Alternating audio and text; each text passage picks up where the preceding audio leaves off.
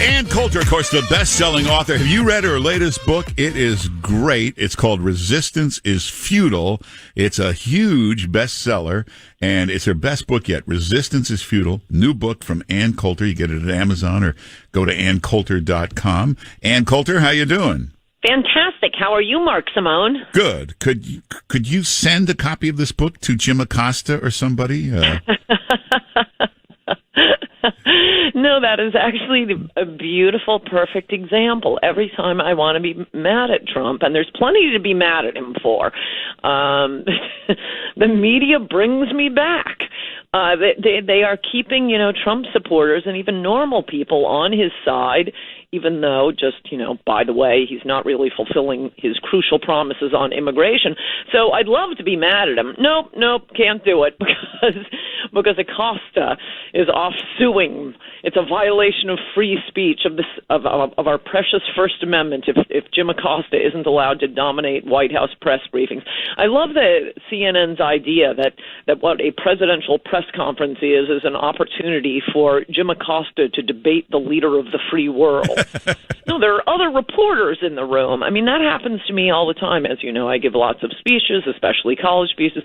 The crucial rule, my bodyguard used to beat this into the students, and usually they forget immediately, is never let the person asking the question hold the mic. No, that's for rule number one. You hang on to the mic because a lot of people, some questions are really great. I'm not dissing questions. I love question and answer period. Some of them are really interesting, make me think, challenge me, are clever.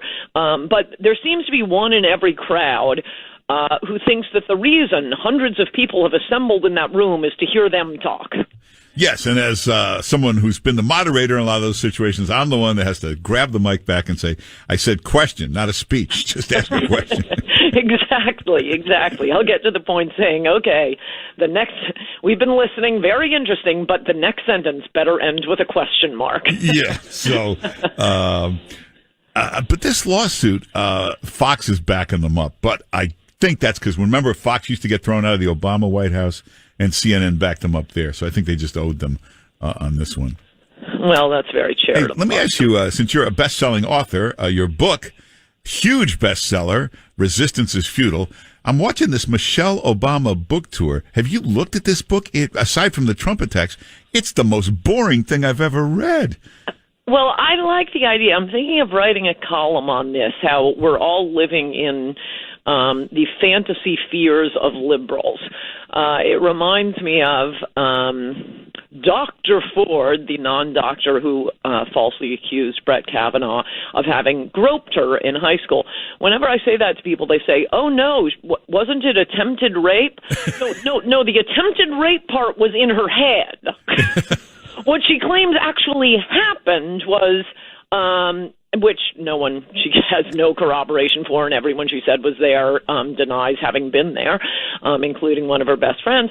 But still, what the accusation is, drunken high school groping, but in her head she thought, he might kill me. He might rape me. I think he's trying to rape me. And it's the same thing with Michelle Obama saying that when Trump did the birther stuff, which at the time I was extremely opposed to because I thought it made our side look like nuts. But I don't think this is just retrospective. This did actually happen. The one good thing about that was Trump did get Obama to finally produce his long-form birth certificate. And why wouldn't Obama do that? But precisely because of what I just said. It made conservatives look like nuts. You would hear about the birther thing. As a fellow MSNBC watcher, you know that MSNBC, Chris Matthews, they were constantly digging up birthers. Matthews would ask every Republican congressman to come on his program. So, do you think Obama was born here? Why don't you ask, Representative Conyers if he thinks OJ did it? Every side has some nuts on their side. Why are they the ones put in the position of having to insult some nuts on their side of the aisle? In any event, it was never talked about on Fox News, the birther thing, other than to say there was a birth announcement. He was born in Hawaii. So it was good for Obama to keep nuts ginned up. when Trump got him to finally produce his long-form birth certificate, that ended it. And that ended, our side looking a little bit crazy. In any event, to get back to the Michelle Obama book, she says that because of the birther thing, what if some nut came to Washington with a gun and tried to shoot my kids? Well, yeah, okay. How about every time, the New York Times or some liberal criticizes me? Yeah. What if some nut gets the idea to shoot me? That's in your head, Michelle. That's not something that actually happened. It also made her look so weak and idiotic that she was traumatized by that. Trump gets hit with 150 of those a day and never blinks. I know. I think it's a little more plausible to that this incessant drumbeat about Trump being a white supremacist and Nazi. I just saw an absolutely absurd little video of Sarah Silverman, who used to be a comedian, saying that this was, straight on Nazi because it's not even a dog whistle anymore because Trump says he's a nationalist, i.e. he cares more about people in this country than foreigners. Something I think all politicians used to at least claim. Hey, Ann Coulter, what the hell is going on in Florida? How do you get that woman in charge of votes? Well, actually, Jeb Bush appointed her. So I'm glad you mentioned it. That's what my column is about tonight. Democrats have a long history of stealing elections. And I think Republicans should be really ticked off if this. It's bad enough that Mitch McConnell has already given up Arizona. It's up to the Senate and the House to decide whom to seat. And I go through in my column how majority, remember the House was for most of our lives, majority Democrat by a long shot. The Senate has often been majority Democrat. So these states would have close elections, have recounts. It would turn out the Republican won. They'd send the Republican, the Secretary of State, New Hampshire, Indiana, various places. They'd send their senator or congressman to Washington, and the Democratic House or Democratic Senate would just say, sorry, we're not seating you.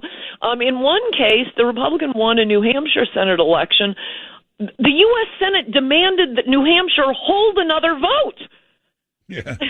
They were going through looking at the ballots for an Indiana House race and couldn't come up with, another way they couldn't figure out how to make the Democrat the winner. They finally just said, even though the Republican had won 2 recounts, the Democratic House said, nope, we're not seating the Republican, we're only seating the Democrat. So how about Mitch McConnell and Paul Ryan stop whatever they're wasting their time on now, presumably sending, quotes to the Washington Post denouncing Trump, and saying, no, we're going to be looking at these votes. I mean, you could send Lindsey Graham, you could send Susan Collins down, whatever you say about. I mean, the idea of the Maine Republican, the reason that it has some meaning is we think of them as not being particularly opposed to abortion and, in fact, quite enthusiastic about it. But the good part of the Maine Republican types like Susan Collins is that, they believe in decorum and dignity and following rules. I'd like to have Susan Collins go down to Florida and get a look at what they're doing down there. Well, I know people. I don't think she'd put up with it, and I don't think the voters should put up with this. Republican voters are getting tired of voting for the Republican and then having it openly flipped and stolen in front of them while Republicans sit on their hands. Yeah, that woman's got a history of pulling all kinds of crap, altering ballots, finding ballots, losing ballots. I know people that have said they've been in the room and caught people filling out ballots when they're supposed to be counting them. Which our media seems strikingly uninterested in looking. If only they had some reporters they could send to the biggest story of the year. Yeah. No, they just wait for us to present the evidence to them. We're not reporters. And then you present it to them. Nope, no evidence. No evidence. No, it's without evidence. Law Center. They always say that whenever Trump says anything, he said it without evidence. Yeah, that's their job. And I remember a year ago they seemed to be interested in somebody tampering with an election. Remember that? Oh, yes. Well, also, Florida does have rules in place that have been flagrantly violated, the most important one of which, and the importance will become immediately obvious, is 30 minutes after the polls close, every precinct is required to state how many votes were cast. Yeah. because we don't want you spending the next 2 weeks manufacturing votes. So 30 minutes later, and then if there are any changes, it has to be updated every 30 minutes. Oh, no. Broward County and apparently Palm Beach County did not do so for several days after the election. No, I'm sorry. With Broward County, either you take the final tally plus military ballots the night of the election, you throw out all of Broward County's votes, or have a new election, or let the Senate count them. Well, Ann Coulter, we're out of time, but everybody should get Ann Coulter's latest book. Big bestseller. It's called Resistance is Futile. I think it's your best book yet. It's perfect for right now. It's perfect for right now. And I'll tell you what, you don't know what to get somebody Christmas for the holidays? Get them this book. And if they're a Democrat, definitely get them this book, because it's like a handbook for them on how to resist better. Yes. If only they would listen, we would have a much better country. Yeah, so just get the new Ann Coulter book, Resistance is Futile. Go to AnnCoulter.com. You can get her column and everything. Follow Ann Coulter on Twitter and all that stuff, Facebook, Instagram. Ann Coulter, thanks for being with us. Good to talk to you, Mark Simone. Bye-bye. All right, take care.